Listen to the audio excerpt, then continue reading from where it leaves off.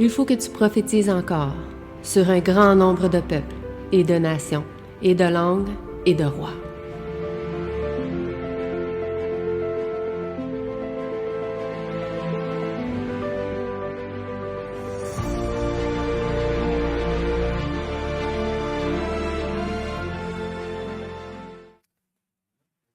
Bon sabbat. Je suis heureux d'être parmi vous aujourd'hui.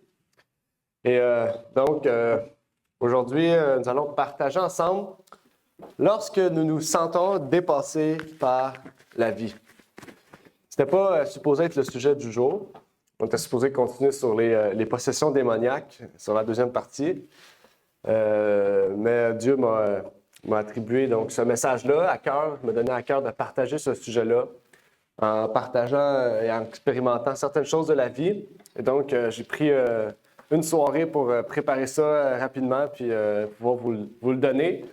Et vraiment, c'est un sujet qui me tient particulièrement à cœur et je pense aussi que ça va vous sensibiliser à chacun de nous parce que nous vivons dans un monde où la vie est très difficile. On ne peut pas se dire que ce n'est pas le cas. En voyant aussi, en plus, les élections actuelles qui ont lieu au Canada, on se dit que le prochain ministre qui va entrer au pouvoir va être plus terrible que Justin Trudeau, tandis qu'on vit dans les 10 années les plus terribles du Canada. Eh bien, les 4 prochaines vont être encore plus terribles. Si vous avez un peu suivi les élections et les plans électoraux, on se dit que la vie à laquelle nous avons maintenant, qui est déjà dépassée, eh bien, qu'est-ce qui va arriver dans ces 4 prochaines années-là? Est-ce qu'on va être dépassé de quelque chose qu'on a déjà dépassé? C'est la question qu'on doit se poser. Donc, plutôt que de se dire qu'on est dépassé de la vie et que ces 4 prochaines années vont être encore plus difficiles, dites-nous que, eh bien, on sait que Jésus revient bientôt. Puis que cette vie dépassée, eh bien, va prendre fin bientôt et que pour le moment que nous avons à rester sur cette terre, eh bien, Dieu nous donne non seulement une espérance à venir, mais nous donne la possibilité de retrouver une vie normale, malgré cette vie dépassée. De pouvoir voir dans cette vie la beauté de la vie malgré tout ce qui nous entoure qui est peut-être laid ou absurde. Malgré le stress et l'anxiété qui font partie intégrante de notre vie. Parce que oui, même en tant que chrétiens, nous allons subir du stress, nous allons subir de l'anxiété. Nous allons faire des burn-out des fois. Okay? Un burn-out en français, c'est dépasser. C'est-à-dire qu'il y a tellement de choses qui arrivent que nous sommes dépassés par la vie. Nous sommes dépassés par toutes les choses de la vie. Et ça peut arriver. Est-ce que le stress et l'anxiété vont être annulés parce que nous allons avoir la foi? Non. Les choses vont arriver. Maintenant, comment allons-nous gérer ce stress et cette anxiété? Comment allons-nous gérer ce burn-out ou cette vie dépassée? C'est là, en fait, que Jésus nous donne la porte de sortie. C'est là, en fait, que Dieu nous donne les promesses et les messages sacrés de la parole pour nous dire quoi faire de cette vie dépassée. OK? Et c'est intéressant parce qu'il y a un apprentissage en fait à cela. Ce n'est pas quelque chose d'acquis. On n'acquiert pas la meilleure méthode pour se libérer de l'anxiété ou du stress. On a toutes sortes de méthodes. Il y en a qui vont prendre la drogue, il y en a qui vont manger, il y en a qui vont aller dans la forêt se cacher pendant plusieurs mois. Il y en a qui vont faire toute autre chose. Ça peut être autant le sexe, ça peut être autant de différentes choses qui font en sorte qu'on va se libérer de nos fardeaux. Mais est-ce qu'on se libère vraiment de nos fardeaux? Parce que quand on prend ça, on se libère. Mais quand on a fini ça, puis qu'on revient à la vie normale, on retourne dans ces mêmes fardeaux-là. Donc, il n'y a pas vraiment de liberté en ce monde, mis à part en Dieu. Seul Dieu nous donne une liberté qui est continuelle, une liberté qui est permanente. Et c'est ça qui est intéressant. Et il y a plusieurs exemples dans la Bible que nous allons prendre aujourd'hui. Et il y a un texte qui est le texte du jour que je voulais partager avec vous, que j'ai trouvé puissant et intéressant à partager. C'est le texte de Ésaïe. En le lisant, j'ai trouvé ça vraiment... L'image est très belle. Dans Ésaïe 40, versets 27 à 31, la Bible nous dit « Pourquoi donc dirais-tu Jacob et pourquoi parlerais-tu ainsi Israël? Mon état est caché à l'Éternel et mon Dieu ne soutient plus mon droit. Ne le sais-tu pas, ne l'as-tu pas entendu, que l'Éternel est le Dieu d'éternité qui a créé les extrémités de la terre? Il ne se lasse point. Il ne se fatigue point, et on ne peut sonder son intelligence. Il donne de la force à celui qui est lassé, il accroît la vigueur de celui qui est affaibli. Verset 30. Les jeunes gens se fatiguent et se lassent. Les jeunes hommes deviennent chancelants. 31, mais ceux qui s'attendent à l'Éternel reprennent de nouvelles forces. Les ailes leur reviennent comme aux aigles. Ils courront et ne se fatigueront point. Ils marcheront et ne se lasseront point. Qu'est-ce que Dieu veut nous donner? Il veut nous donner des ailes. Pourquoi des ailes? Pour pouvoir sortir de ce monde-là, dépassé par la vie. Comme un aigle vole et il ne se fatigue point. Il fait sa vie, il fait ses choses, il vole dans le ciel, il sent la liberté, il vole.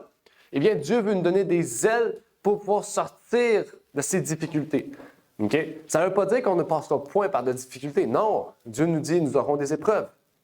Mais la façon dont nous allons faire face à ces épreuves-là, okay? La façon dont nous devons suivre ces épreuves-là, c'est-à-dire passer au travers de ces épreuves-là, c'est la façon dont Dieu va nous guider, en fait. Et c'est ce qu'on va voir aujourd'hui. On va voir comment Dieu nous guide au travers des épreuves, comment nous devons réagir face à la vie difficile, au dépassement de la vie à laquelle nous faisons face. Et pour cela, nous allons commencer par une courte prière. Donc, prions. Notre Père qui est aux cieux, j'aimerais te remercier pour l'opportunité que tu nous permets d'être ici réunis, Seigneur, pour t'adorer en esprit, en vérité. Et nous allons partager un sujet, je pense, à laquelle nous avons tous passé au travers, Seigneur, un stress, une anxiété. Le fait que nous sommes dépassés par la vie au point de peut-être vouloir notre mort, peut-être se dire tout abandonner et finir dans l'itinérance ou peu importe, Seigneur, l'état à laquelle nous voulons finir. Mais voilà que ce message va nous donner l'espérance, va nous donner l'espoir, va nous donner la méthode que tu nous as donnée à chaque être humain pour pouvoir sortir des difficultés. Et que tu puisses maintenant nous guider, ouvrir notre esprit, nous donner ta sagesse et ton intelligence pour pouvoir comprendre ce que nous allons partager aujourd'hui, Seigneur, et que tu puisses intervenir dans chacune de notre vie, Seigneur. C'est ma prière donc pour ces choses, au nom de ton Fils Jésus-Christ. Amen. En tant qu'humain, souvent, en travaillant aussi, on peut faire ce qu'on appelle un burn-out. Et c'est normal aussi. Dieu nous a donné, en nous chassant du Jardin d'Éden, nous a dit que le travail serait quelque chose qui serait difficile.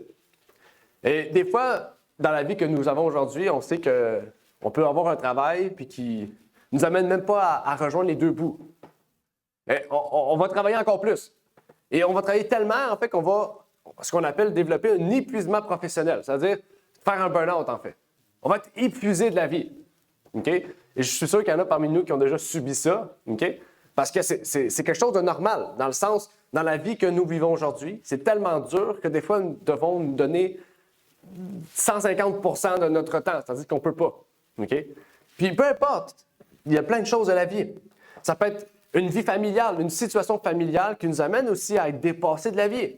Parce que quand tu vas travailler puis que tu retournes chez toi puis que tu retournes dans tes problèmes familiaux qui sont tellement grands que tu n'as pas le goût d'être là, mais que tu es obligé d'être là parce que c'est ta maison, c'est tes choses, eh bien ça aussi, ça peut t'amener à être dépassé de la vie. Ça peut être aussi un problème familial. Des malades dans la famille. Tu peux être malade toi-même ou ta famille, des membres de ta famille peuvent être malades auxquels peut-être tu dois prendre soin et à laquelle tu dois aussi partager, l'éducation de tes enfants, le travail, toutes sortes de choses. Et une accumulation de choses dans la vie font en sorte que nous pouvons être dépassés par la vie. Et ce qui est intéressant, c'est que dans la Bible, il y a des expériences de personnes qui ont subi cela. On va en parler tantôt, mais je pense déjà vous avez peut-être des images de personnages dans la Bible qui ont passé aussi par des expériences similaires, qui ont été dépassés par la vie, par la situation d'une vie. Okay? On peut prendre par exemple l'exemple de Jacob. Hein? Jacob, quand il est allé vers Ésaü, pour lui, il pensait mourir. Hein? Et quand il est arrivé à Ésaü avec son bâton en boitant sa vie parce qu'il venait de combattre l'ange, il est arrivé et il a dit finalement, bon, je m'en vais mourir maintenant. Puis quand il est arrivé devant Ésaü, il a juste pris ses bras et il a dit Jacob, qu'est-ce que tu fais? Puis il a dit je comprends plus rien. Puis finalement, tout son stress, son anxiété, tout ce qu'il avait a descendu. Okay? Et ça, on va en parler tantôt parce que ça, c'est aussi le fait qu'il s'est mis pas des préjugés, j'oublie déjà le terme, il s'avait donné une idée déjà reçue de ce qui allait arriver du futur. C'est ce qu'on a parlé tantôt. Des attentes, exactement. Il s'est donné une attente d'un futur. est tellement grand qu'il s'est créé une anxiété, un stress. Puis lui, il pensait mourir. OK? Et il y a en fait tout. OK? Que ce soit les missionnaires, les pasteurs aussi, ceux qui travaillent dans l'Église peuvent subir aussi un épuisement professionnel. OK? La messagère en parle. C'est pour ça que la plupart des pionniers sont morts à 50 ans. C'est parce qu'ils ont tellement trop donné, en négligeant leur santé, qu'ils sont morts très jeunes.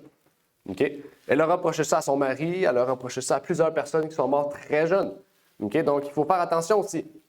Et en fait, souvent, en tant que chrétien ou même en tant qu'humain normal, on va essayer de faire face à quelque chose qui est à ce dinosaure, à cette montagne, tout seul. On se dit que je vais grimper cette montagne-là facilement tout seul. Okay? Puis on essaye de grimper, de passer par-dessus. Puis en fait, on essaie tellement qu'en fait, on tombe malade. On essaie tellement, en fait, qu'on peut arriver à se briser un membre. On ne sait pas. Tellement que c'est faible, en fait, on devient faible, on se brise quelque chose. On peut arriver tellement loin qu'il peut arriver d'autres choses, en fait, dans notre vie. Et c'est normal en tant que personne humaine qu'on essaye par notre propre force de passer par-dessus, en fait, tout ce qui nous entoure. Le stress, l'anxiété. On essaie de se dire, je suis capable de vaincre mon stress, je suis capable de vaincre mon anxiété, je vais tout donner puis je vais le faire. OK? Et en fait, Dieu nous révèle que c'est pas comme ça. Jacob a pu vaincre ce stress et cette anxiété et tous ces problèmes, non pas parce qu'il a fait face à Ésaü, mais parce qu'il avait la foi. C'est la foi qui l'a amené oui, il y avait des attentes. Oui, il y avait un stress. Oui, il y avait une anxiété. Mais pourquoi il est allé devant Ésaü? Il aurait pu revirer de bord et aller ailleurs. Mais parce qu'il avait la foi. Il a gardé la foi malgré tout ça. Puis il est arrivé devant, puis c'est sa foi qui l'a sauvé. Parce que s'il a reviré de bord, peut-être Ésaü, il a dit, il a fait vraiment quelque chose contre moi, je vais le poursuivre jusqu'à temps que je l'ai. Mais non, Jacob a fait face pour risquer non seulement sa vie, mais la vie de ses 2 femmes et la vie de tout son troupeau. Parce que tout le monde était là. Il n'était pas tout seul. Il était peut-être 500, 1000 personnes qui le suivaient. Ils auraient pu tous périr. Mais pourtant, il a avancé. Et ça, c'est bon pour toutes les situations de la vie. Que ce soit un deuil, que ce soit une naissance, que ce soit une maladie. C'est pas Dieu qui se détourne de nous. C'est nous qui se détournons de lui. C'est nous qui décidons d'aller par notre propre force et notre propre moyen, de pouvoir passer au travers les choses de la vie, de pouvoir essayer de passer au travers notre vie dépassée, notre burn-out, d'essayer de passer par-dessus, de se dire, je suis capable de passer par-dessus. Eh bien, c'est nous qui détournons de Dieu plutôt que de se rapprocher de Dieu et lui demander, qu'est-ce que tu veux que je fasse dans cette situation-là? Et en fait, à ce moment-là, quand on essaie, puis on arrête d'essayer parce qu'on voit que ça ne marche pas, bien, on se sent inutile. C'est là qu'on se sent dépassé par la vie. C'est là qu'on fait un burn-out. Puis c'est là qu'on arrive dans des situations périlleuses. On se dit, qu'est-ce que je fais? Est-ce que je mets fin à ma vie ou est-ce que je me défonce jusqu'à ce que je meure? Ou je fais n'importe quoi pour que je meure? Différentes situations arrivent. Puis après ça, bien, on peut se créer aussi des attentes de la vie. Tantôt, on parlait des attentes. C'est ce matin, dans la... Oups. En ramenant, t'as oublié un passage. Il manque un passage. La définition d'attente, c'est une forte conviction que quelque chose se produira ou sera le cas dans le futur. Et le mot intéressant dans attente, c'est conviction. Vous savez, c'est quoi une conviction? Nous, on a la conviction que Jésus est mort pour nous. Pourtant, on ne l'a pas vu. C'est ça une conviction. C'est-à-dire que quand tu crées une attente, c'est que tu as la conviction que quelque chose va arriver dans le futur. Mais là, ce n'est pas Dieu qui a dirigé les choses du futur, c'est nous. Donc, c'est moi qui dis, par exemple, cette fille-là, je l'aime, elle m'aime. C'est sûr qu'on finit, puis on va se marier.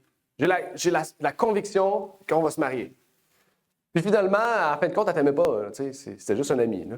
OK? Fait que tu t'es créé une attente d'une situation qui n'existera pas, qui n'aura pas lieu. OK? Et ça, c'est destructeur, une attente. Une attente, c'est destructeur. OK?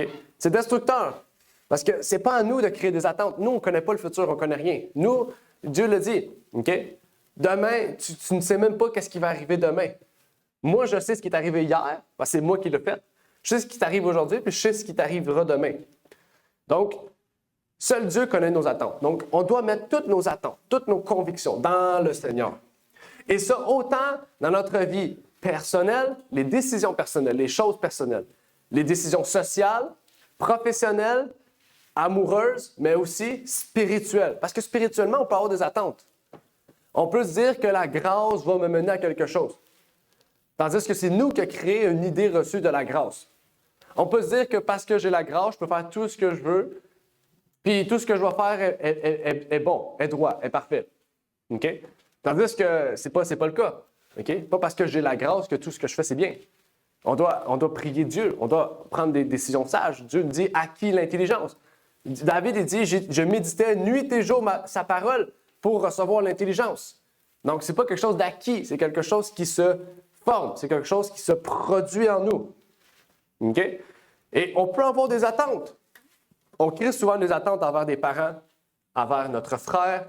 Là, je parle de la famille, la vraie famille, pas la famille de Christ, malgré que ça peut être le cas. Mais on peut avoir des attentes en vertu de nos parents, de nos frères et sœurs, de notre mari, de notre femme, de nos enfants. Et ces attentes qu'on leur donne, si ça vient de nous, vous allez être déçus. C'est sûr. Aussitôt que vous faites des attentes, attendez-vous à être déçus. C'est rare que quelqu'un se fait des attentes et qui est content. C'est rare. Je connais très peu de personnes. OK? À moins que vous sachiez que c'est Dieu qui vous a guidé à cela, puis que vous en avez eu l'assurance de Dieu, eh bien là, vos attentes deviendront ses attentes. Mais sachez que nous, on ne sait rien. OK? Nous, on ne connaît rien. Nous, on est faibles. Non seulement dans la chair, mais dans l'esprit. Et c'est ce que la parole nous dit dans Luc 18, verset 29. Regardez ce qu'elle nous dit en guise d'exemple. La Bible nous dit « Je vous dis en vérité qu'il n'y a personne qui a laissé une maison, ou des parents, ou des frères, ou une femme, ou des enfants pour le royaume de Dieu, qu'ils ne reçoivent beaucoup plus en ce siècle et dans le siècle à venir la vie éternelle. » Donc, on voit ici que, en fait, OK, c'est intéressant, pour le royaume de Dieu. Ça dit ici qu'on peut, sur cette terre, on peut créer toutes sortes d'attentes. Mais si sur cette terre, on laisse nos maisons, OK, ça ne veut pas dire qu'on doit laisser nos maisons, mais si, à cause de notre désir de la vie éternelle, de notre désir de la recherche du royaume de Dieu, nous devons laisser une maison, des parents, des frères, une femme ou des enfants, eh bien, nous recevions encore plus dans le siècle à venir. C'est une promesse que Dieu nous dit. Et c'est important parce que des fois, nous sommes dépassés par la vie présente parce que nous avons créé cette situation-là. Parce que nous désirons des choses trop grandes pour ce que nous pouvons ou que nous désirons des choses que Dieu ne désirait pas pour nous parce qu'il savait que cela allait, pour notre vie, être un malheur. Donc, au lieu de créer des attentes, avoir des convictions trop grandes, Dieu dit « Pensez tout d'abord à mon royaume ». C'est ce qu'il nous dit. Il nous dit « Pensez à mon royaume ». Parce que Dieu dit « Recherchez d'abord le royaume de Dieu et sa justice et tout vous sera donné ». La première chose qu'on doit rechercher, ce n'est pas des attentes, ce n'est pas des désirs, c'est le royaume de Dieu et sa justice. Dieu nous a fait la promesse que tout, si on recherche ces deux choses-là, royaume et justice, tout ce que nous avons besoin sur cette terre, il va nous le donner. Donc, si vous avez la conviction que d'ici 2 mois, vous pourrez vous acheter une auto, priez Dieu. Parce que peut-être d'ici 2 mois, vous allez avoir tel problème qui va vous empêcher. Là, vous allez remettre ça 4 mois, 6 mois, 2 mois, 2 mois. Ça fait quoi ça? Ça fait que vous mettez des convictions qui sont peut-être erronées. Priez Dieu. Priez Dieu. Dieu va vous donner le moment. Dieu va vous guider. Dieu dit, recherchez mon royaume et je vous donnerai ces choses. Donc, si vous priez le royaume et Dieu va vous donner, vous dire, ça c'est bon pour toi. Je sais que tu désirais ça dans ton cœur et que c'est bon pour toi, mais ce n'est pas le moment pour toi. Si tu recherches le royaume, Dieu va dire, ça c'est le moment. C'est intéressant. Et dans la Bible, c'est arrivé. Prenons un exemple d'Abraham. Qu'est-ce qui est arrivé avec Abraham? Dieu est allé le voir. Il a dit, tu vas avoir un enfant. Abraham attend. Sarah, il dit, hey, c'est long, ça n'a pas d'allure. Je suis allé l'attendre. Abraham, viens, prends ma servante, fais un enfant, parce que moi, je ne peux pas avoir d'enfant. Il prend sa servante, il fait un enfant. Puis, cet enfant-là, était-tu la promesse? Non. Pourquoi? Parce qu'Abraham a décidé d'y aller selon lui. Pourquoi? Parce qu'Ara avait des attentes. Elle attendait que... Elle avait des attentes, elle s'est dit, mais moi, je ne peux pas avoir d'enfant, je suis trop vieille. C'est sûr que c'est ma servante. Ma servante. Donc, non seulement Sarah a poussé Abraham à commettre un péché, parce que la polygamie, c'est un péché, mais en plus de ça, l'enfant qu'il a fait, c'était même pas l'enfant de la promesse. C'est pour vous dire, OK, que c'est la même situation qu'on fait face ici. OK? Sarah et Abraham attendaient la promesse. Même peut-être qu'ils étaient dépassés parce qu'ils se disaient à quel moment ça va arriver. Tu sais, quand ça fait longtemps, je ne sais pas combien de temps la Bible nous dit qu'ils ont attendu, mais ce n'était pas une semaine ou 2 semaines, c'était plusieurs mois, plusieurs années. OK? Mais Dieu a dit, attendez, je dis que je vais aller vous le donner. Pourquoi vous n'attendez pas?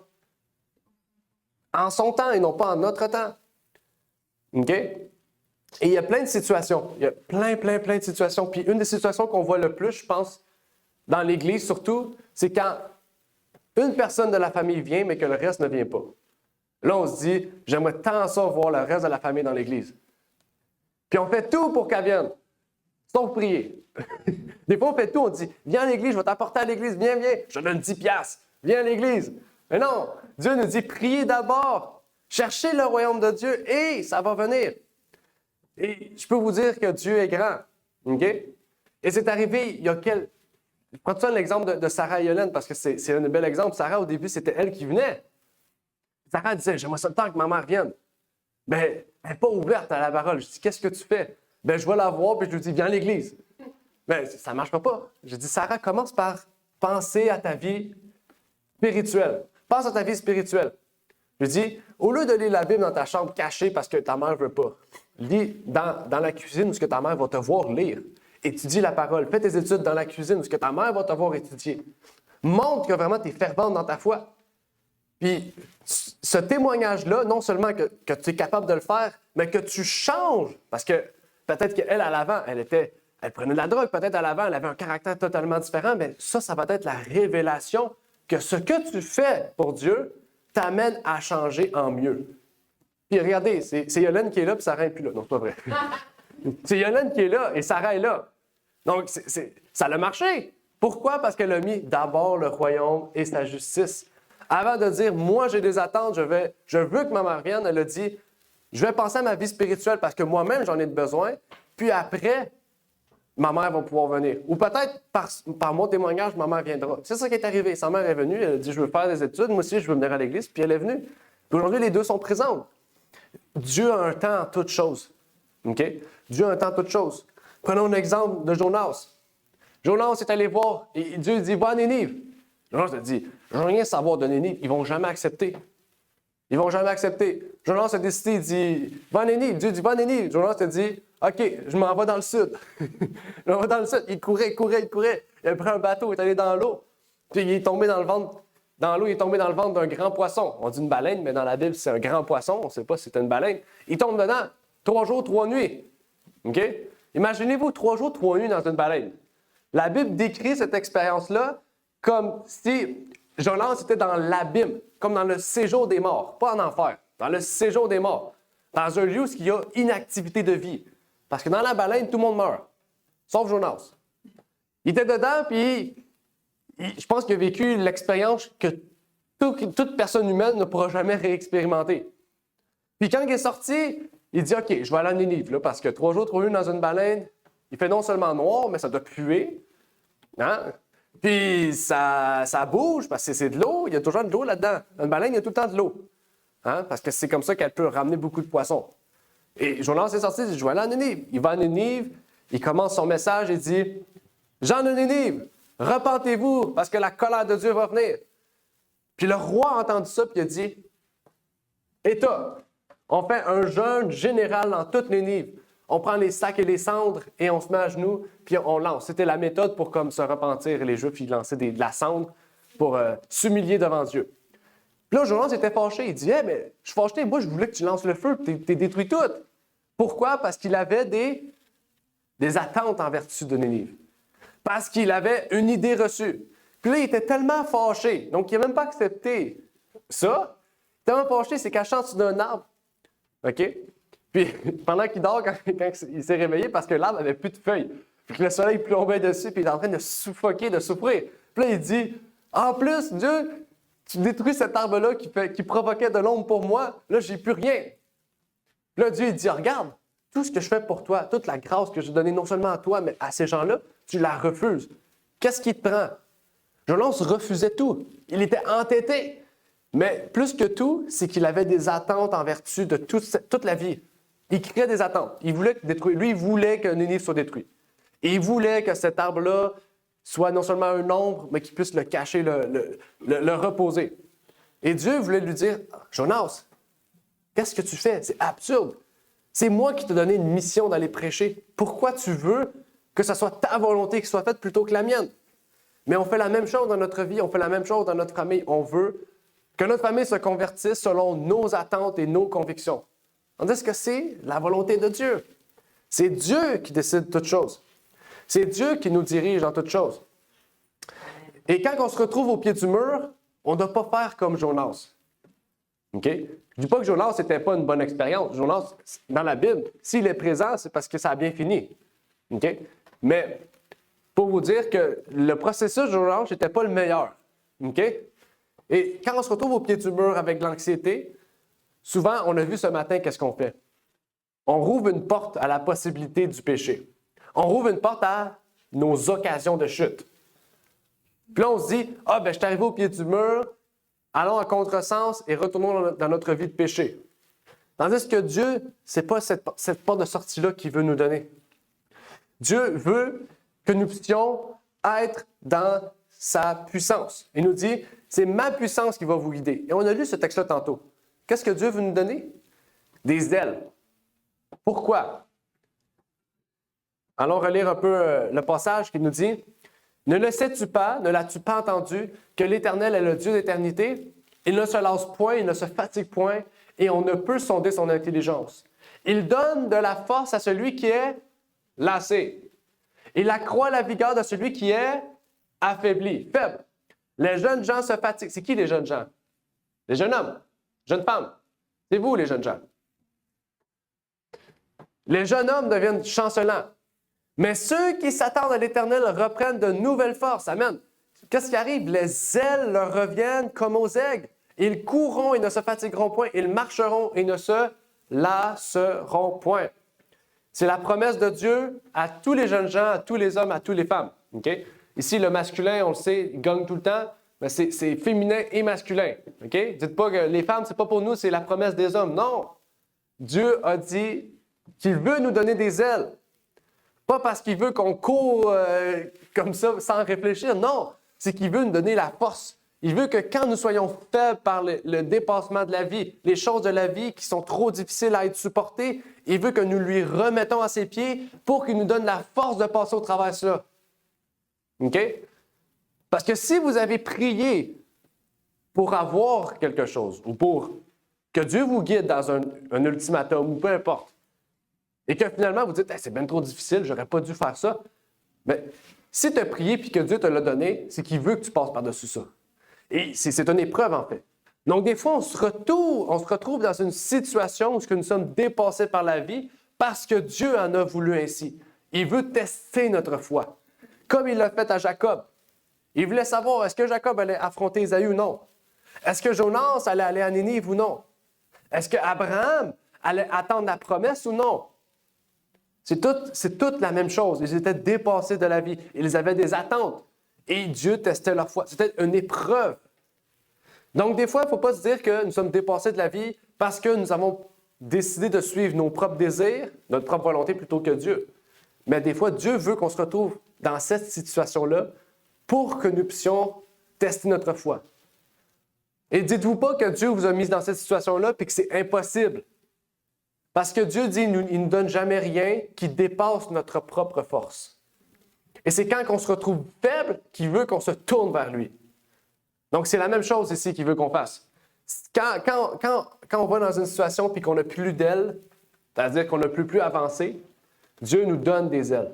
Dieu, en fait, il veut que nous puissions nous concentrer sur lui, le royaume de Dieu et sa justice, pour passer au travers des épreuves, pour recevoir tout ce qu'il veut pour nous. Quand nous sommes fatigués, la fatigue fait quoi? Qu'est-ce qui arrive quand on est fatigué souvent, dans la vie de tous les jours? Oui, on retarde les choses, on ralentit. Aussi, quand on est fatigué, souvent, on réfléchit plus trop. Quand on est fatigué, on va rire plus, on est plus émotionnel. On rit plus, on pleure plus. OK? Ouais, Maria a dit, on parle. Oui. C'est vrai. Donc, quand on est fatigué, qu'est-ce qu'il y a? On est plus facile à se détourner du chemin, à accéder au péché. De la même manière, quand on est fatigué de façon générale, on rit plus, on niaise plus, on fait un peu n'importe quoi, on risque de tomber, on risque de faire n'importe quoi. C'est la même chose dans le péché. Dans le sens, c'est la même chose spirituellement. Quand nous sommes fatigués mentalement par toutes les choses de la vie, nous sommes plus enclins à retourner au vomi. Parce que la Bible dit ça. Hein? Quand il nous sort du vomi, le chien retourne à son vomi. Ne soyons pas des chiens. Parce que la Bible nous décrit comme des chiens. Les chiens, c'est ceux qui font marcher leurs émotions plutôt que leur intellect. Ne soyons pas des chiens. C'est pas méchant ou cru, c'est ce que la Bible nous dit. Ne soyons pas des chiens. Soyons des êtres humains intelligents. Et quand nous sentons notre fatigue descendre, pensons à la promesse d'Ésaïe. Dieu nous renouvelle nos forces. Dieu nous dit, jeunes gens, ne soyez pas fatigués. Parce que quand vous êtes fatigués, c'est là qu'il faut allumer la lumière et dire, c'est le moment de prier pour que Dieu renouvelle mes forces. Vous allez sentir, c'est pas une énergie spéciale, ouh, non. Vous allez sentir un revigourement de vos forces, de votre intellect, votre force physique. En fait, c'est Dieu qui vous donne ça. Le Saint-Esprit vient en vous et il vous redonne de la vigueur. OK? Et c'est très important. Parce qu'on a deux choix. On a toujours deux choix. Le péché ou Dieu. On se tourne vers le péché ou on se tourne vers Dieu. OK? C'est pas compliqué, il y a toujours deux choix. Ça va toujours être deux choix. Toute notre vie se tourne toujours vers deux choix. On est toujours pris entre deux choix. Peu importe la vie, peu importe qu'est-ce qui arrive dans notre vie, nous sommes toujours face à deux choix. OK? Et c'est là que Satan aussi prend du plaisir. Parce qu'il sait que quand on est fatigué, il nous donne un ultimatum. Puis là, cet ultimatum-là, vu qu'on est fatigué, on peut prendre une mauvaise décision. Mais Dieu dit, tournez-vous vers moi. Puis cet ultimatum va être facile à choisir. En fait, on pourrait se poser comme question, quelle est la progression du burn-out? Le dépassement de la vie. Il y a plusieurs circonstances de la vie qui nous amènent à cela, comme on en a parlé tantôt. L'école, ça peut être les affaires, les relations, la santé, la vie spirituelle ou même le ministère. Okay? Et souvent, dans ces choses-là, on va donner le meilleur de nous-mêmes. On va donner le mieux qu'on peut donner. On va essayer de dépenser toute notre énergie pour surmonter le problème. Et là, on fait face à un défi. À savoir, est-ce que je continue d'essayer de donner tout ce que j'ai au point de faire un burn-out ou est-ce que je dis, je me mets à genoux devant Dieu, je prie Dieu pour que Dieu me guide vers la solution pour sortir de cette fatigue persistante. Cette fatigue mentale autant que physique. Hein? Et ça nous amène à plusieurs choses. Ça peut être un repli de soi, émotionnellement ou physiquement, on se replie sur soi parce qu'on se dit, personne ne peut m'aider, personne ne comprend ma situation. Ça peut créer de l'amertume aussi envers des individus pour se dire, ben lui, il ne pourra pas m'aider, il fait me critiquer puis me juger tout le temps. Tandis que c'est lui qui donne des bons conseils. C'est juste parce que toi, tu le perçois négativement. Et en fait, on se tourne vers personne, même pas vers Dieu, on se tourne vers soi-même, puis on reste sur soi-même, puis là, on fait de la dépression, on crée de l'anxiété, on crée du stress. Tandis que Dieu dit, s'il y a quelque chose, allez vers votre frère. Jacques dit, hein? Allez, comment il dit ça? Il dit, tournez-vous vers votre frère ou votre sœur quand vous avez des problèmes. OK? Il dit, allez lui dire, OK? Pour qu'il prie avec vous, pour qu'il vous conseille. Le psaume, qu'est-ce qu'il nous dit? Allez vers celui qui a les cheveux blancs pour chercher conseil. On tourne vers Dieu, mais on se tourne vers les aînés aussi. OK? Allez pas voir le monsieur alcoolique. Même s'il est âgé, ce n'est pas le meilleur guide. S'il est alcoolo, ce ne sera pas le meilleur guide. Allez vers celui que vous savez qui est fervent dans sa foi et qui va vous guider le mieux, qui va vous conseiller le mieux. Très important. Et on en a des cheveux blancs dans l'Église. Maria, c'est un bon guide. Maria peut nous donner des bons conseils. Allez voir Maria. Allez voir Yolande. Allez voir Claude. OK? C'est des bons conseillers. Ils ont des expériences vécues. Ils ont du vécu dans leur vie. Ils ont connu des expériences que nous, en tant que jeunes, on n'a pas vécues. OK? C'est très important. Donc, allez-y. En plus, c'est gratuit. C'est ça qui est fantastique. C'est gratuit. Dieu nous a donné des gens, des amis, des frères et sœurs qui ont des expériences. Au lieu de subir cette même expérience difficile, eux, ils l'ont subi pour nous. Tout comme Jésus aussi l'a subi pour nous. Mais il a subi toutes les expériences, Jésus. Donc, on a plein d'options. OK? Fred Carr, Fred David, Sarah Ravna, ils sont très sages aussi. Oui, bien sûr.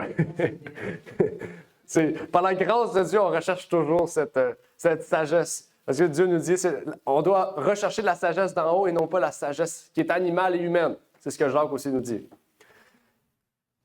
Nous pouvons aussi être épuisés. Épuisés parce que nous avons peut-être une vision erronée de l'Évangile.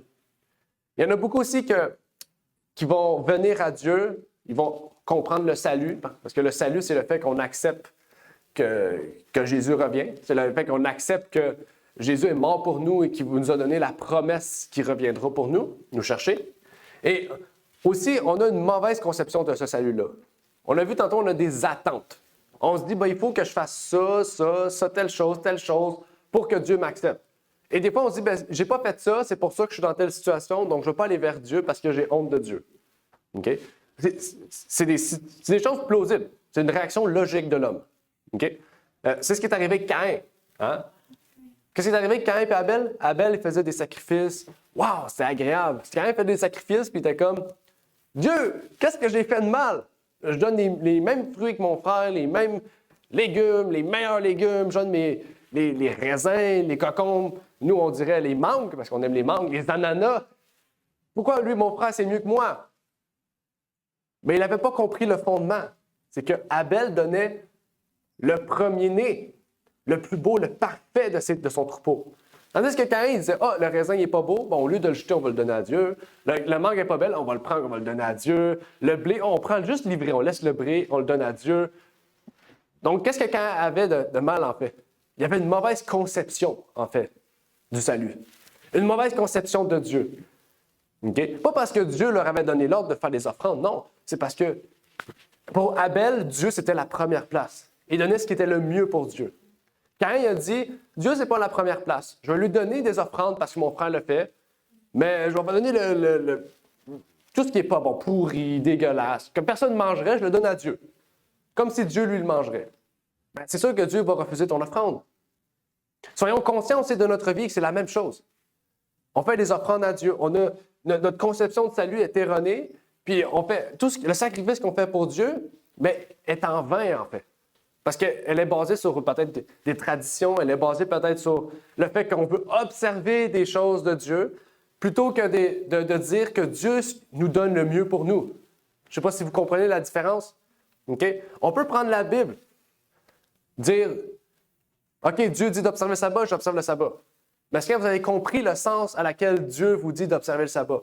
Est-ce que vous comprenez le plus profondément, par vos convictions, la raison à laquelle Dieu dit d'observer le sabbat? Okay?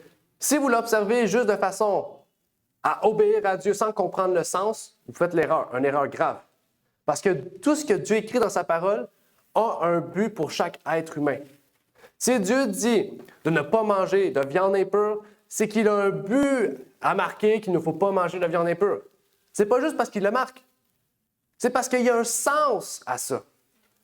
Et nous, en tant que chrétiens, en tant qu'enfants de Dieu, nous devons rechercher le sens. Des fois, nos parents font la même chose. Hein? Les parents, des fois, ils disent « Ah non, mon fils ne va pas là, c'est pas bien pour toi. » Puis nous, on se dit « OK, j'obéis parce que mes parents le disent. » Au lieu de chercher le sens, pourquoi mes parents m'ont dit de ne pas aller faire ça? Quand on était jeune, qu'est-ce qu'on faisait? Mes parents, je me rappelle une fois une histoire très drôle, je vais vous la raconter parce que c'est trop drôle. On était au matériau, c'était une quincaillerie. Puis tu sais, il y a des lumières, c'est marqué « Ne pas toucher, c'est chauffant, c'est brûlant. » Maman a dit, là je dis, je peux-tu toucher? Ma mère était là, ma mère elle m'a dit, non, touche pas à ça, c'est chaud. OK, mets mon doigt. Puis je me suis brûlé, j'ai crié, ah! J'ai crié parce que c'était vraiment chaud. OK? J'ai pas cherché à comprendre pourquoi maman m'avait dit ça. J'ai juste dit, maman, elle m'a dit non, c'est parce que ça doit être le fun, je touche. Tandis que ma mère m'avait dit, touche pas à ça, c'est chaud, tu vas te faire mal. C'est quoi? C'est après que j'ai compris la raison pour laquelle ma mère m'avait dit ça. C'est la même chose avec Dieu. Si vous dites « Dieu m'a dit ça, je le fais ». Quand quelqu'un va dire « Pourquoi tu fais ça? » « Ah, parce que Dieu me le dit. » Tu penses-tu que la personne va vouloir te suivre? Non. Mais si tu dis « Dieu m'a donné ça parce qu'il y a telle raison, telle chose qui me pousse et qui me prouve que Dieu me donne le mieux pour moi », là, c'est votre foi qui parle et non pas l'homme qui parle. Et ça, c'est très important. Et c'est la même chose avec le salut. OK? C'est la même chose. Et toute la Bible est basée sur ça. la simple virgule, le petit mot qui est là, est autant important. OK? Ce ne sont pas les mots, ce n'est pas les pages qui sont inspirées, c'est les paroles qui sont inspirées parce qu'ils viennent de Dieu. Et s'ils viennent de Dieu, chaque petite virgule qui a été écrite en grec et en hébreu à l'origine ont une signification. Bien, il n'y a pas de virgule en hébreu, en grec, désolé, mais en français, on en a. Mais chaque petite virgule, emplacement de virgule, a une importance au sens, à la compréhension pour chaque être humain. OK? Et nous devrions rechercher ce sens. Je pense que Dieu a déjà fait le plus gros du travail, il nous a donné ça. OK? Dieu a envoyé son esprit à des hommes, des prophètes, des juges, à Moïse, qui a écrit les 5 premiers livres de la Bible sans même être présent. OK? Il l'a écrit pour nous, et nous, notre travail, c'est notre simple travail, je peux dire ça parce que Dieu a fait le plus incroyable, notre travail en tant qu'humain qui est simple, mais qui est quand même forçant mentalement, c'est de prendre la Bible, d'étudier et de comprendre pourquoi Dieu met ça dans la parole. Pourquoi Dieu n'a pas mis ça dans la parole. OK? Ce sont C'est des très- instructions. Exactement. On achète une voiture, on lit les instructions, et pourquoi pas celui-là veiller à la faire. Exactement. Ils sont très problématiques, vraiment. Oui, exactement. On va lire toutes les instructions, tous, except celui-là pour nous. Oui, amen. Directement pour nous. Amen. Exact. Ça, c'est le livre d'instruction de la vie, en fait. Amen. OK? Comme Maria l'a si bien dit, on a un manuel d'auto qui nous dit comment faire le changement d'huile, quelles choses à faire. Et on le lit. On prend le. En tout cas, certains ne le liront pas, vont mettre n'importe quoi. Bien là, ça, c'est votre problème. Mais si on le lit normalement, ça va bien aller. La même chose avec la Bible. Si on la lit, on la médite, on l'étudie, comme David, nuit et jour, vous allez comprendre comment la vie fonctionne. Amen. Vous allez comprendre comment prendre de bonnes décisions. Comment OK. le mariage fonctionne. Exactement. Comment on écoute ce qui parle comme il faut. Et Amen. tous les détails. Exactement. Amen. Et c'est de cette manière-là que notre vie dépassée, remplie de stress et d'anxiété, va devenir une vie de liberté. Parce que c'est ça la promesse que Dieu a faite. Dieu a dit, je suis venu rendre libres les captifs du péché. Amen. OK? Et on sait que toute notre vie, le travail qu'on fait est le résultat du péché. La maladie est le résultat du péché. Les problèmes familiaux, toute notre vie est le résultat du péché. Je suis présent aujourd'hui, né d'une femme, né de la poussière, en retour de la poussière, à cause du péché. Parce que Dieu nous a créés pour ne pas mourir. Et toute la maladie, tous les problèmes d'enfantement, tout, c'est tout le résultat du péché. Mais la seule chose qui n'est pas le résultat du péché, c'est le fait que nous soyons ici vivants. C'est que Dieu a voulu que nous soyons vivants pour le servir. C'est la seule chose. OK? Et c'est pour ça que Dieu dit rechercher le royaume de Dieu. Parce qu'il sait que toutes les autres choses, c'est des choses de l'homme. Même manger, boire, c'est des choses de l'homme. Dieu, dans la Bible, je n'ai pas vu une place où que Dieu... Exactement. Nous éloigner de la vérité. Exactement. Dans la Bible, ce n'est pas écrit une place où que nous allons au ciel manger comme manger et boire. Il nous dit nous allons prendre le fruit de vie et tout. Bien, on n'aura pas besoin de manger et de boire pour vivre. Maintenant, on le fait. Donc, il faut dire, même manger et boire est le résultat du péché. Normalement, on mange mais on ne boit pas. OK? Donc, c'est pour vous dire que toute notre vie, 100% de notre vie, est le résultat du péché. Il y a 99%, je vais dire. 1%, c'est le fait que nous soyons vivants aujourd'hui, qui n'est pas le résultat du péché, qui est le résultat de Dieu. Et Dieu nous dit, ce 1%, on peut renverser la médaille. C'est-à-dire prendre ce 1% puis le faire devenir 100%. C'est-à-dire tout changer ce qui est le péché en liberté pour que nous soyons plus captifs de ce 99%, mais libres à partir de ce 1%. C'est fantastique. Et c'est ce que Dieu nous dit. Bon, il y a plein de mots. C'est ce que ici nous dit un article que je voulais vous partager. Je trouvais vraiment intéressant, un petit article qui nous dit « Il est trop étroit de définir l'obéissance parce que nous devons éviter de faire. Tant que nous vivons notre vie à la limite de ce que Dieu a interdit, nous trouverons ces interdictions trop restrictives. » C'est vrai. Mais si nous décidons par sa grâce de ne pas désobéir, si nous restons à l'écart de l'arbre interdit, alors notre esprit s'ouvre à la pléthore de possibilités qui s'offrent à nous. Oups, on va continuer. Qu'est-ce que ça veut dire qu'il est tort dessus? Aucune idée. Je vous dis, là, Ouais. Mais Carl, son français est très bon. Moi, Et je- lasser, tout à l'heure, il y avait dans les passés, vous avez lasser. Ah, se lancer. Ben, tu peux Les l'expliquer. aigles, les wings. Oui, quand ça dit ne plus être lassé, c'est. Ouais. Fatigué. Ouais, exactement. Merci. OK. On était là, ouais. En d'autres termes, un engagement à l'obéissance n'est pas restrictif. Au contraire, il est la source de la plus grande liberté possible. Une liberté exempte de culpabilité, de chagrin et de peur. Exactement, hein? Et qui déborde de possibilités. C'est ainsi qu'il est possible d'être l'observateur le plus strict de la loi de Dieu, comme le dit Ellen White, à propos de Jésus, et pourtant de se mouvoir dans une liberté parfaite. OK? Donc, oui, nous devons être obéissants. Mais obéissants parce que nous savons que ce que Dieu nous donne est le mieux pour nous. OK? Même en tant que parents, c'est important. Non pas seulement de dire de ce qu'il faut faire, de ce qu'il ne faut pas faire, mais expliquer pourquoi. Parce que les enfants sont forts sinon à dire si ce n'est pas la raison, pourquoi obéir? Je ne connais pas la raison. Et si on obéit à Dieu de la même manière, ça ne va pas durer longtemps. Mais si on sait pourquoi, puis ça, je l'explique souvent, quand on prépare une personne au baptême, je dis souvent, la foi est la base de toute chose. OK? Et c'est pas parce que je te le dis que c'est vrai. Va vérifier dans la parole et vérifie non seulement la source, mais vérifie pourquoi la source est là. Au plus profond.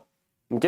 Pour que le fondement de la vérité soit non seulement au début de ton cœur, mais au plus profond de ton cœur. Que vraiment chaque chose de la parole soit au plus profond de toi. Pour que vraiment tu saches que ce que je crois, c'est pas peut-être vrai, c'est vrai. OK? Puis de savoir aussi que maintenant, quand nous sommes stressés, quand nous sommes anxieux, nous savons que Dieu nous procure des ailes. Nous savons non seulement que nous le savons, nous savons pourquoi il le fait. Parce que notre chair est faible. Parce que nous sommes faibles en tant qu'hommes. Nous ne savons pas ce qui va arriver demain. Donc, il vaut mieux prendre la décision aujourd'hui plutôt que d'attendre. OK? Et c'est ce que Dieu nous promet. Oui, Maria. Et parce qu'il mesure nos points, Mhm. et c'est pour ça qu'ils disent qu'ils méritent ou elles méritent des ailes pour continuer à voler. Comme Job. Job, il était Zadel Mhm. pour beaucoup de temps, mais soudainement, Dieu a dupliqué son richesse, tout. Il a donné beaucoup de ailes. Oui. Wow! Amen. Amen. Job, c'est une belle expérience, une belle histoire aussi. Il y a beaucoup de personnages dans la Bible. Hein? J'ai juste pris Abraham, Jacob, mais Job, c'est une très belle expérience aussi, une très belle chose. OK? Et c'est ça, en fait. Parce que Job aussi a passé à travers des choses difficiles. Lui, là, il était dépassé de la vie, là. OK? Il s'est levé un matin, toute sa famille était morte, tous ses troupeaux étaient morts, sa maison était détruite, ses amis le renient, puis ils disent « Tu mérites mieux la mort que la vie. » Lui, désolé, mais il était tout seul, là. Il n'y avait plus personne. Déjà, il n'y avait plus de famille, plus de maison, plus de troupeaux. Mais là, il n'y avait plus d'amis. OK? Donc, Job, c'est l'expérience, je pense, le plus important de ce sermon aujourd'hui. Job est le plus grand exemple, OK, que nous devrions aller.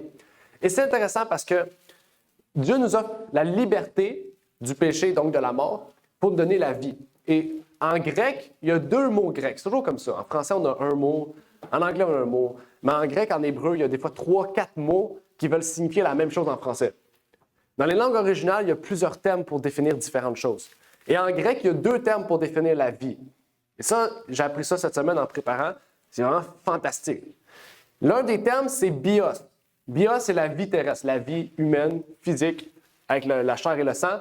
Puis l'autre, c'est Zoé. C'est pour ça qu'il y a beaucoup de chansons en anglais ou en français qui s'appellent Zoé. Okay? Parce que Zoé, c'est la vie éternelle. Okay? Et Zoé signifie donc la vie éternelle de Dieu lui-même. Et c'est ce que Jésus a promis. Zoé, c'est dans quelle langue? En grec. C'est plate que... Mais Vicky. on travaille avec les Grecs et pas avec les Araméens et les Hébreux, que c'est les vraies langues de Jésus. Oui. Ça, Je ne comprends pas, c'est bizarre ça. oui, ça serait un autre sujet parce que c'est quand même gros. Mais il y a plusieurs choses qu'on pourrait étudier ensemble. OK? Et en plus, les Grecs, ils ont beaucoup de mythologie et des animaux bizarres. Oui. Oui, c'est vrai. Mais 2 choses. Premièrement, je vais te poser une question, ça va peut-être répondre à ta question. Si Matthieu, Marc, Luc et Jean auraient écrit en araméen, OK? Est-ce que les Grecs, en fait, 90% des autres nations des Juifs auraient pu lire et comprendre le Nouveau Testament? Ils doivent apprendre. Ah, ben c'est ça le problème. Est-ce que Dieu... Et tout le monde vient apprendre le français. Oui, mais ça, c'est le gouvernement qui met des sanctions. Mais Dieu, c'est ça qui est intéressant. Est-ce que Dieu Dieu doit nous dire, apprenez tout l'hébreu. Ou Dieu a dit, je vous donne le don des langues pour que vous ayez à comprendre dans votre propre langue le plan de salut. C'est ça que Dieu fait. Donc, l'hébreu, c'était pour donner de l'accessibilité à la parole de Dieu. Parce que oui, Matthieu était hébreu. Luc était le médecin par excellence, hébreu. Jean était hébreu. Marc n'était pas hébreu. Marc était romain. Parce que Marc, originellement, son nom, c'est Marcus, qui est en latin. Okay? Marcus, c'est latin. Donc, Marc, c'était pas un juif. Ah, c'était pas un juif d'origine. Mais quand même, il parlait fluide. Oui, parce qu'il a appris à l'école hébraïque, mais il n'était pas hébreu. Comme Timothée. Timothée était grec, de sa mère qui était juive. Parce qu'à l'époque, c'était différent. À l'époque, on prenait l'origine de la mère et non pas à partir du père dans l'Empire romain. Okay? Donc, si la mère était juive, Timothée était juif, mais son père était grec. Okay? Ça marchait de même. Okay? Donc, la mère c'était matriarcal plus que patriarcal dans l'Empire romain. Okay? Un peu comme le Québec, dans le fond. Mais c'est pour ça que tout le Nouveau Testament est écrit en grec. Parce que oui, effectivement, Jésus était araméen. Okay? Et c'est la même chose dans l'Ancien Testament. C'est pas tout l'Ancien Testament qui est écrit en hébreu. Okay? Il y a 2 chapitres dans Esther qui est écrit pas en araméen, comment on dit la langue babylonienne, en perse. Okay? En tout cas, il y a 2 chapitres d'Esther qui sont pas écrits en hébreu. Puis il y a 4 chapitres dans Daniel, entre Daniel 2 et Daniel 7, c'est pas écrit en hébreu. Okay? C'est écrit dans la langue de Babylone, la langue de l'époque.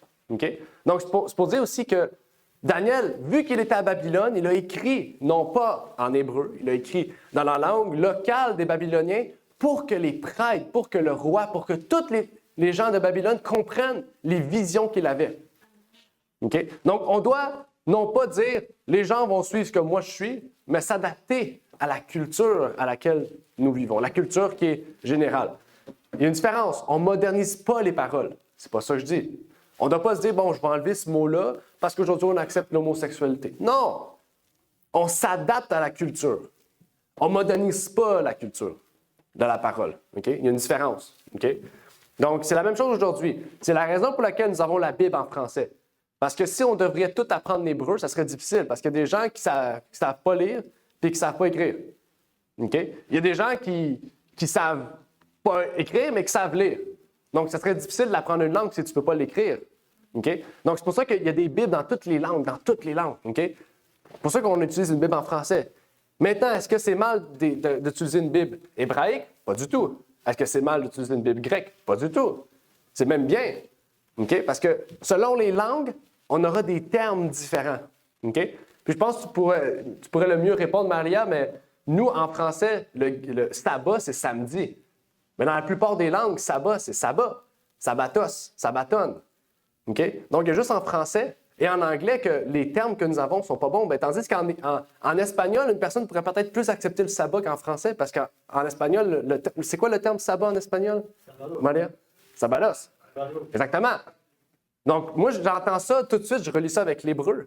Tandis qu'en français, on est tellement loin, parce que samedi, ça vient de Saturne. Saturne me dit, ça vient d'un autre terme. Dimanche, OK, di, c'est du latin, di et manche. OK?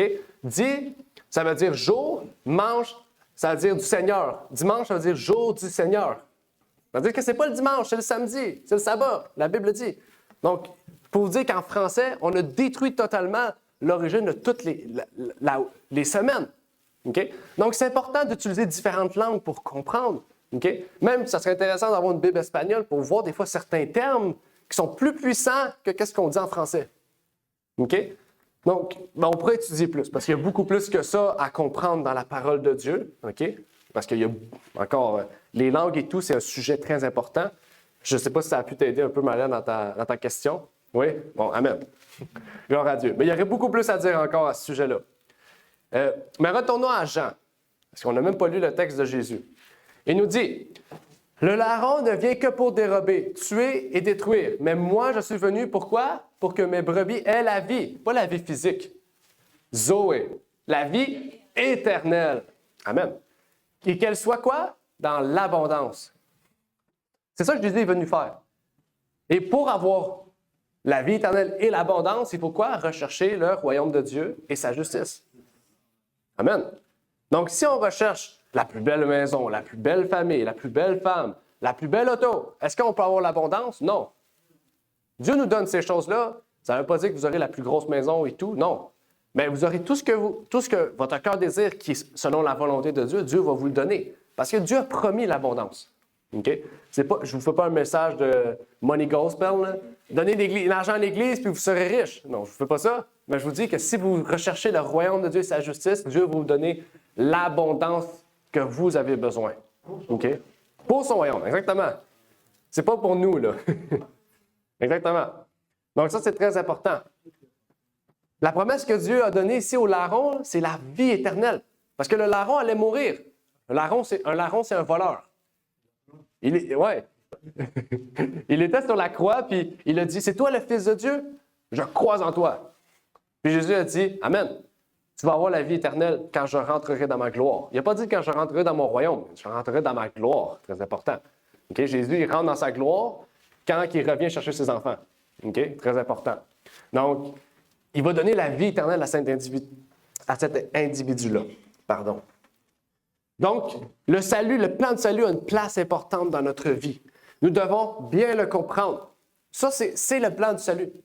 Le plan de salut, quand on accepte Dieu et Jésus dans notre vie, il nous donne le Zoé, la vie éternelle. Si Vicky serait là, ça serait intéressant parce que c'est notre grec, notre traductrice.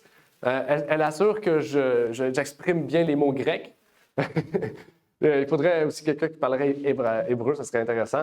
Mais quand on accepte Jésus dans notre vie, elle nous donne la vie, le Zoé, la vie éternelle et l'abondance. Et c'est ce que Dieu a offert au larron et c'est ce qu'il veut offrir à chacun de nous. Parce que c'est le salut. C'est ça le salut, le don gratuit de Dieu, c'est ça. OK? Rappelez-vous de ce texte-là. Lisons un autre passage. Oups. Bon. Il y avait un autre exemple. Jésus ici dans Jean 11, 23, « Je suis la résurrection et la vie. Celui qui croit en moi vivra. » Pas la vie physique, la vie éternelle. Quand même il serait mort, il y aurait la vie éternelle. Donc, pas besoin de dire « Il faut que je sois vivant pour avoir la vie éternelle. » On peut mourir, être ressuscité, puis avoir la vie éternelle. C'est la promesse. La promesse de Corinthiens 15, 54 et 55. Au son de la trompette, nous allons revenir dans la gloire. Ceux qui ressusciteront devanceront ceux qui sont vivants. OK? Dans Marc 12, verset 30, ici, c'est une histoire intéressante que je voulais partager avec vous. Vous vous rappelez sûrement du prêtre qui avait posé à la question de Jésus, « Quel commandement est le plus grand? » Lisons cette histoire. L'amour.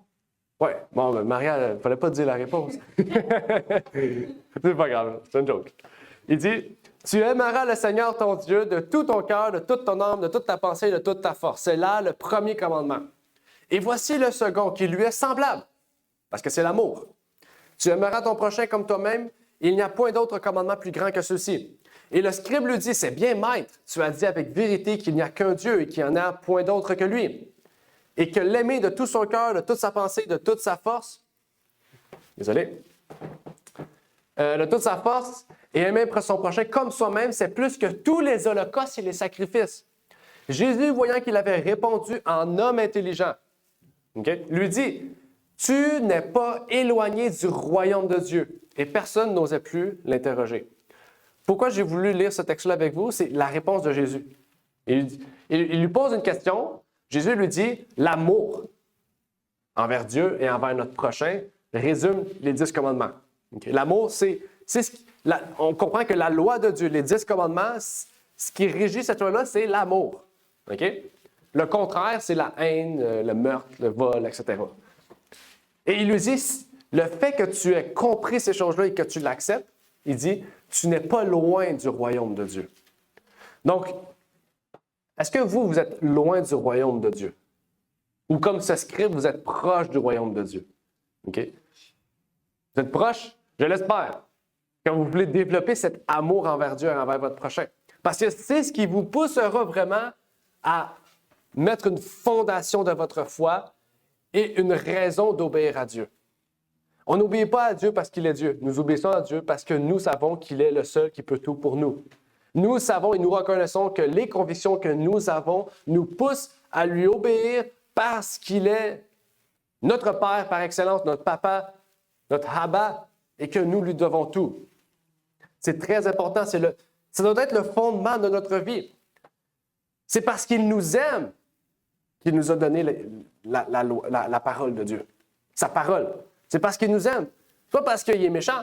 S'il serait méchant, il ne nous l'aurait pas donné. Pourquoi nous donner quelque chose qui nous amènerait à lui? Moi, je suis méchant, je ne vais pas aider une personne.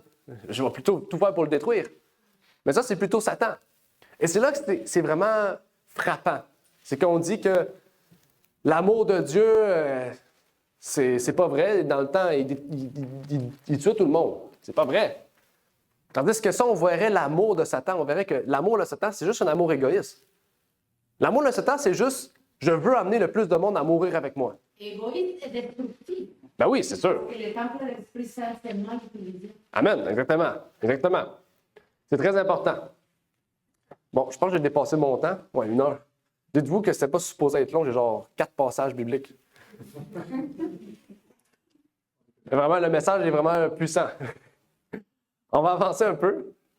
Dans Jean, on peut lire « Je suis le cep et vous le sarment.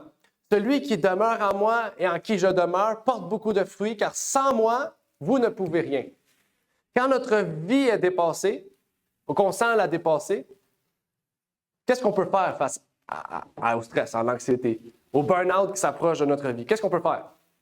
Rien. On ne peut rien faire. OK? Qu'est-ce qu'on peut faire? C'est juste empirer notre situation. Mais si on se tourne vers Jésus-Christ, vers Dieu, il va nous donner des ailes pour qu'on produise beaucoup de fruits. Et ça, c'est incroyable. Je dis ça, c'est incroyable parce que surtout quand on est entouré de gens qui ont peut-être passé par les mêmes situations, puis qu'eux, ils n'ont pas réussi à passer au travers. Puis qu'ils voient, nous, chrétiens, qui passent au travers. Là, ils disent « Wow, comment t'as fait?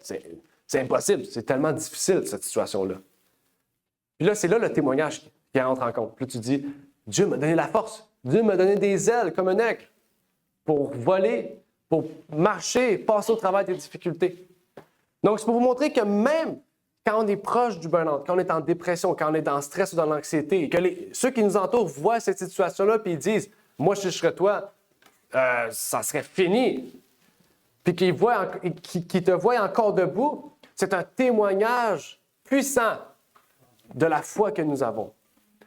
OK? Dites-vous que Jésus a passé par ça.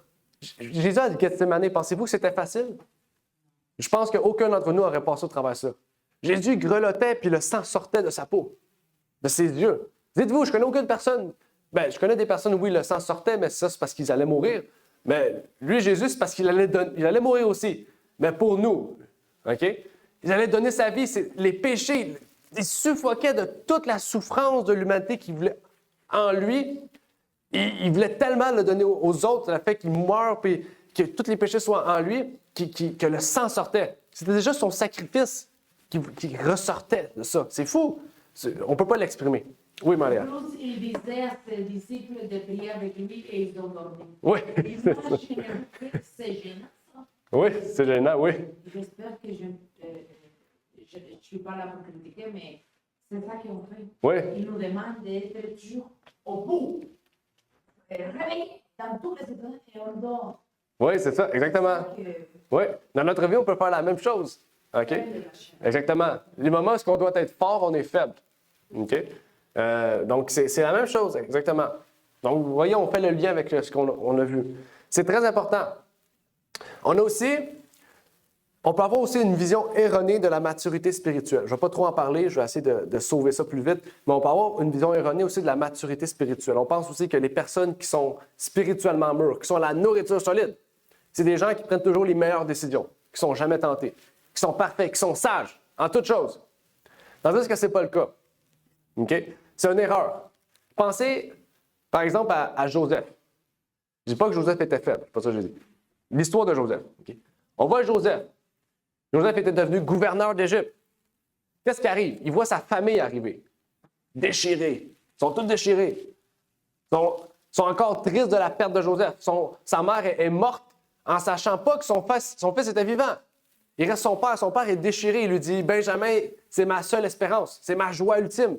J'ai perdu Joseph, maintenant il me reste Benjamin. » OK? Puis Joseph, il fait tout pour, dans un sens, il fait exprès, mais il fait tout pour emmener Benjamin en prison, pour faire souffrir sa famille, pour lui montrer « Regardez ce que moi j'ai souffert aussi. » OK? Puis finalement, il se dévoile, puis on connaît l'histoire, il dit « Voici, je suis Joseph, je suis gouverneur. » Puis ses frères sont comme « Hein, on pensait que tu étais mort. » Exactement.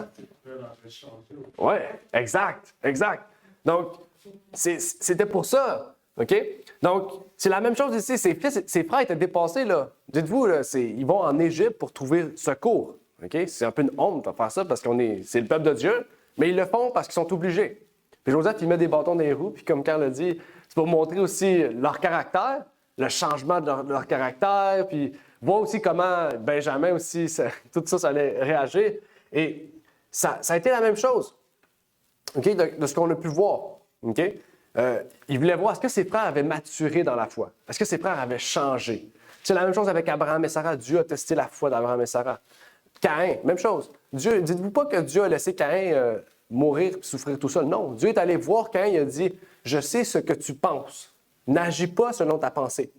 Pense à ce que je t'ai dit. » Puis Caïn a suivi sa pensée. Sa pensée, c'était de tuer son frère. Mais Dieu l'a averti, il lui a parlé. Il n'a pas envoyé un ange. Dieu est allé voir Caïn puis lui parler à Caïn pour dire la relation que Dieu avait avec Caïn, Abel et le reste de la famille. C'est pour vous dire que la Bible regorge de sujets similaires. Et quand on veut éviter l'épuisement, l'épuisement physique, l'épuisement mental, l'épuisement spirituel, rappelons-nous d'Ésaïe 40, verset 31, le texte qu'on a lu. Dieu nous donne des ailes quand nous sommes lassés, quand nous sommes fatigués, quand nous sommes perdus. OK? Il ne donne pas des ailes quand nous sommes joyeux puis que nous sommes déjà en bonne relation. C'est dans la faiblesse que Dieu nous donne des ailes. OK? Comment nous appuyons-nous sur Dieu? Là, j'essaie de sauver un peu le temps parce que le temps me rattrape. Comment on peut s'appuyer sur Dieu? OK? En fait, Dieu nous dit de nous tourner vers lui. Okay? Donc, nous devons faire l'effort d'aller vers lui. Dieu est toujours présent. C'est à nous d'aller vers lui. Okay? Lui est toujours là. On dit souvent, Dieu n'est pas là, Dieu n'est pas là. Oui, Dieu est là. Okay? Dieu est là des fois par tes parents qui te conseillent. Des fois, ils te conseillent bien. Les frères dans l'Église qui te conseillent bien. Mais tu n'écoutes pas sa voix. On pense souvent que sa voix, c'est lui qui va venir nous parler directement.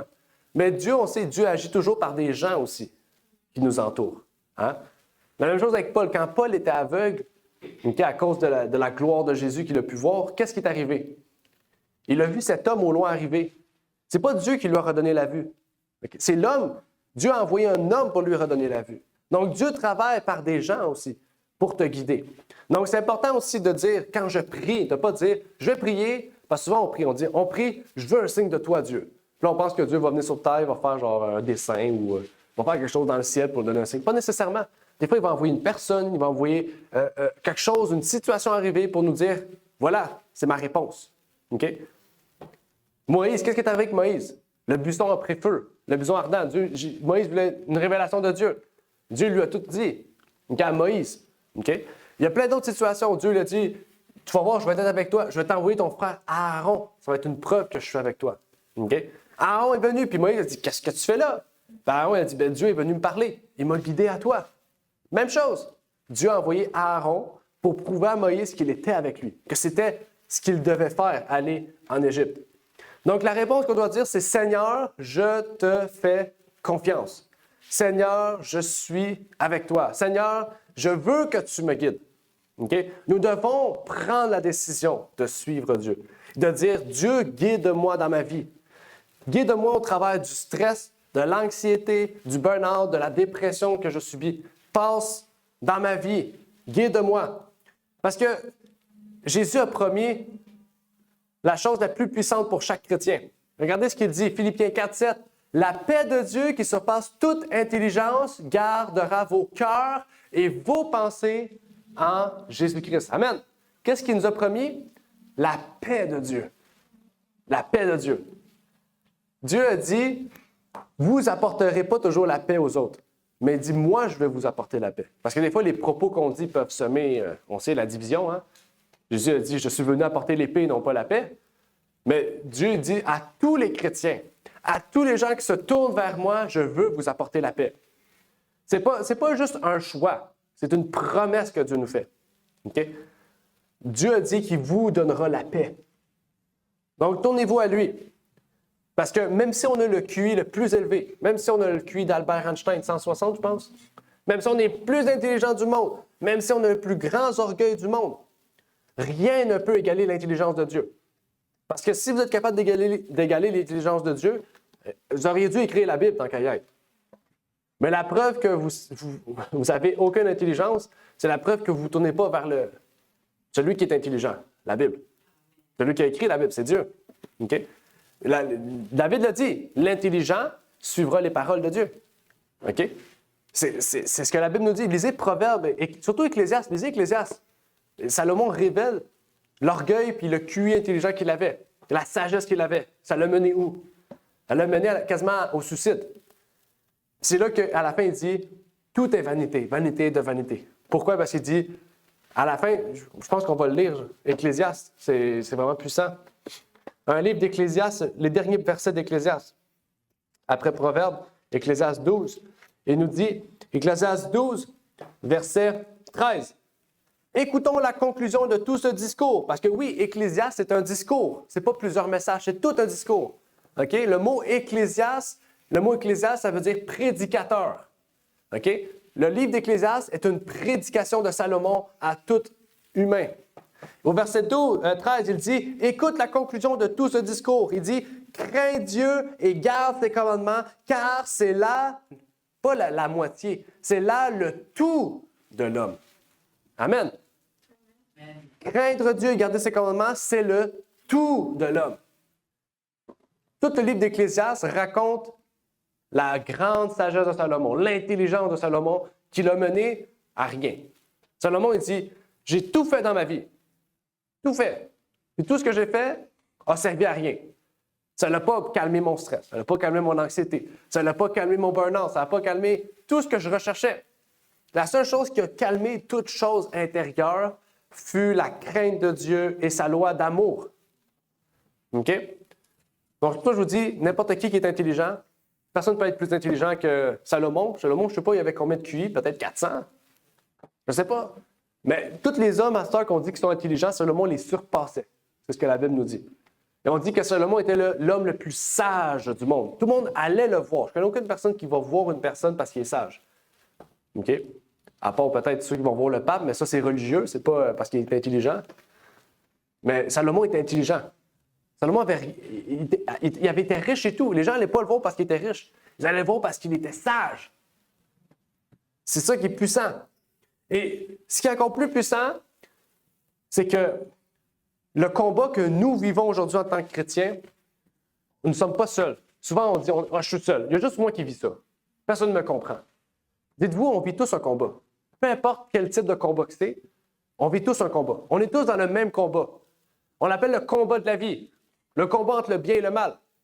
Hollywood a forgé sa réputation sur ce combat entre le bien et le mal. Il y a tous les films qui existent. Tous les films. Les plus grandes séries de films du monde. Que ce soit les Marvel, les Star Wars, tout ça. C'est toujours la rivalité entre le bien et le mal. Pourquoi? Parce qu'ils savent que c'est ça qui marche le plus. OK? Et c'est plate, mais la Bible marche le moins parce que le bon est toujours mal vu et le mal est toujours bien vu. Et dans les films de super-héros, c'est toujours comme ça. Le méchant, c'est lui qui dit le bien. Ça, c'est un revers, on appelle ça du mysticisme. Okay? C'est l'inverse, c'est-à-dire qu'on prend le bien, on le met en mal, puis on le reproduit. Et c'est pour ça que le bien, les gentils sont toujours bien vus. Parce que tout ce qu'ils font, c'est mal, puis le méchant est mal vu parce que tout ce qu'ils font, c'est bien. Mais on l'identifie comme le mal. La Bible, c'est l'inverse. Et c'est ça qui est puissant. C'est que le combat qu'on subit aujourd'hui, c'est tous le même pour chacun de nous. On a tous le même combat. OK? C'est juste que le combat est exprimé différemment. On fait tous le même combat entre le bien et le mal. Sauf qu'il y en a un, son combat, c'est dans le sexe. Un autre, c'est dans la drogue. Un autre, c'est dans le travail. Workaholic. OK? Il y en a un autre, c'est d'autres choses. Mais c'est tous le même combat, dans le sens, c'est tout Satan qui vient nous attaquer, nous détruire. Et l'Église dit, la Bible déjà dit que l'Église est l'armée de Dieu. Il dit que l'Église, elle doit être dans l'unité. Pourquoi? Si vous avez déjà vu des films d'armée, de guerre, peut-être que vous avez étudié un peu la structure de guerre de l'époque. Pas aujourd'hui, parce qu'aujourd'hui, ce n'est pas les méthodes d'antan, mais à l'époque de Rome, vous avez remarqué comment les Romains se battaient? Côte à côte, on serrait les coudes, on faisait la formation tortue. Vous connaissez la formation tortue, bouclier, dans tous les sens. Je peux vous dire, s'il n'y a pas... Oui, exactement. S'il n'y a pas une unité d'esprit quand on fait la tortue, tout le monde meurt. C'est la même chose dans l'Église. Si on n'a pas l'unité d'Église, l'Église meurt. L'Église est la fondation de toute chose. Donc, oui, là, on n'est pas beaucoup aujourd'hui. Il y en a beaucoup qui sont en ligne avec nous. Normalement, ils sont en personne. Mais l'Église est la force. Qu'est-ce qui fait la force de l'Église? C'est l'unité. Nous devons être unis, dire, moi, j'ai un problème, mon frère, prie pour moi. J'ai besoin de tes conseils pour telle situation. Aide-moi. Il ne faut pas rester tout seul. Il ne faut pas dire, personne ne me comprend. Peut-être qu'on ne vit pas la même chose, mais on te comprend. Parce que c'est le même combat. C'est le combat entre la vie éternelle et la mort éternelle, le combat entre le bien et le mal. Et nous sommes là ensemble. Et parce que nous avons tous la même espérance. C'est ce que Paul nous dit. Il dit, au contraire, dans toutes ces choses, nous sommes quoi? Plus que vainqueurs. Par celui qui nous a aimés. Qui nous a aimés? Jésus-Christ. Nous sommes vainqueurs par le précieux sang de Jésus-Christ. Amen. Donc, quand on dit que l'Église doit être unie, c'est parce qu'on sait qu'on a la victoire.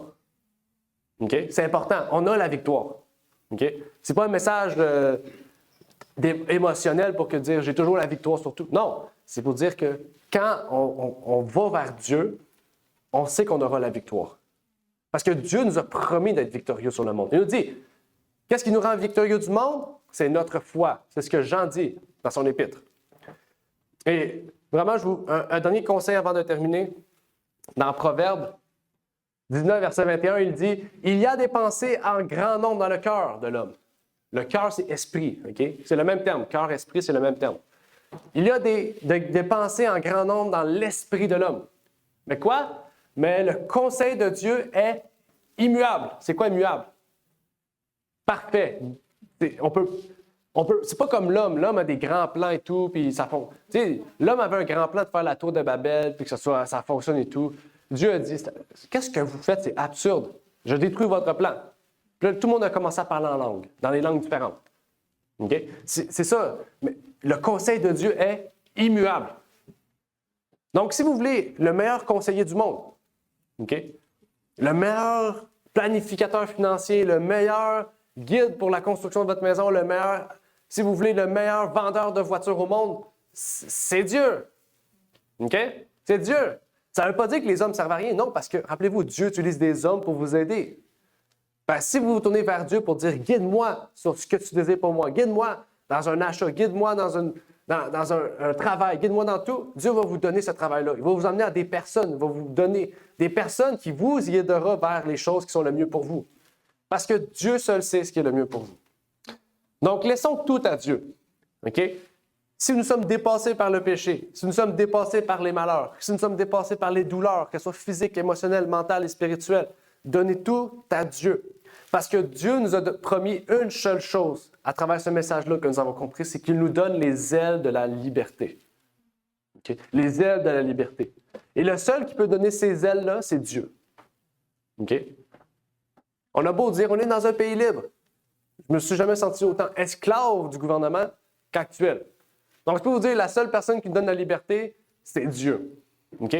C'est Dieu. Nous ne sommes pas affranchis tant que nous ne sommes pas sous la tutelle de Dieu. OK? Nous sommes toujours esclaves si nous ne sommes pas sous la tutelle de Dieu. Dieu nous a promis liberté, il nous a promis paix, il nous a permis joie, il nous a permis force, il nous a permis tout. Et c'est ça, c'est pas des choses, des oui-dire, c'est des promesses. C'est quoi une promesse? Il vous promet cela. C'est-à-dire ça va arriver. Il vous le donne. OK? C'est pas comme un homme qui dit « Papa, est-ce que tu peux m'acheter ça? Ah oui, je te le promets, je vais te l'acheter quand je reçois ma paye. » Puis dans le fond, il ne l'achète jamais. OK? Non, c'est une promesse de notre bon Père, notre Abba-Père. C'est sa promesse. C'est ses promesses. Et si on sait que Dieu est immuable, on sait que ses promesses sont immuables. Amen? Donc, que Dieu vous bénisse. On va terminer par une courte prière. Notre Père qui est aux cieux, j'aimerais te remercier pour l'opportunité que tu nous as permis de pouvoir partager ensemble ce sujet, que tu puisses bénir toutes ceux et celles, Seigneur, qui sont présents avec nous et que tu puisses permettre, Seigneur, que vraiment nous puissions remettre notre vie entre tes mains.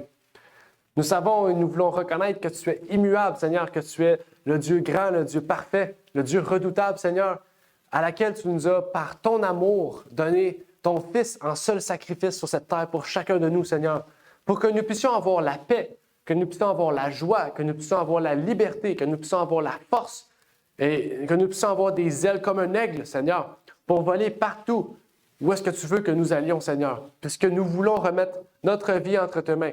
Nous voulons être guidés, Seigneur, par ta puissance, par ta force, par ton Saint-Esprit, Seigneur. Puisque nous savons que sans ton Esprit, nous allons prendre des décisions qui vont être très discutables. Nous allons prendre des décisions qui sont mauvaises, Seigneur. Mais par ton Esprit, nous allons acquérir une sagesse, de l'intelligence et du discernement dans les décisions. Quand nous serons anxieux, quand nous serons stressés, quand nous aurons une opportunité de chute, eh bien, nous allons demeurer forts et fermes, Seigneur. Donc, donne-nous cela, Seigneur, dans toutes les situations de notre vie, quelles qu'elles soient, Seigneur. Aucune situation ne t'échappe. Aucune situation ne t'échappe. Peut-être que nous, des situations nous échappent, mais si nous nous tournons vers toi, tu nous as promis qu'aucune situation ne t'échappe, parce que ton Fils est venu mourir pour nous et qu'il a subi toutes les faiblesses, toutes les difficultés, Seigneur, de l'homme, et qu'il est revenu vainqueur auprès de toi, Père. Donc, puisses-tu nous bénir, nous exhorter, nous donner tout ce qu'il nous faut, Seigneur, dans toutes les décisions de notre vie. C'est ma prière donc pour ces choses au nom de ton Fils Jésus-Christ. Amen. Amen. Merci d'avoir écouté cette vidéo. Si vous désirez rejoindre l'œuvre au Québec, veuillez nous contacter par email à asjh1889 de Terrebonne @gmail.com et via Facebook à commercial ASJH1889 de Terrebonne. Merci à vous et que Dieu vous bénisse.